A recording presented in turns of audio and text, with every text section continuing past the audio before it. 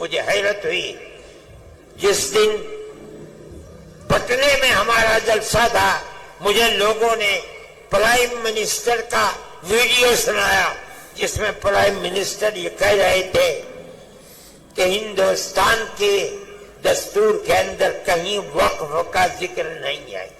میں نے اپنے سر کو پیٹا۔ ملک کا وزیر اعظم یہ کہتا ہے، اس کا مطلب یہ ہے، میں نے کہا کل کو تم کہنے لگو گے کہ ملک کے دستور کے اندر حج کا کوئی ذکر نہیں ہے، پرسوں وہ کہو گے کہ ملک کے دستور میں نماز کا کوئی ذکر نہیں ہے، اگلے دن کہو گے کہ ملک کے دستور میں روزے کا کوئی ذکر نہیں، مسجد کا کوئی ذکر نہیں۔ ارے اللہ کے بندے، اسلام اور مذہب کی ضمانت ملک کے دستور میں دی گئی ہے، یہ ہمارا مذہب ہے۔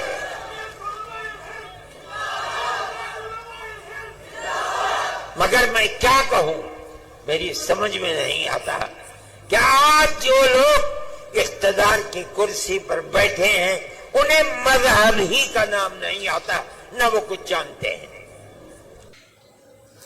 اس ویڈیو کو لائک کرنے کے ساتھ خوب شیئر کریں۔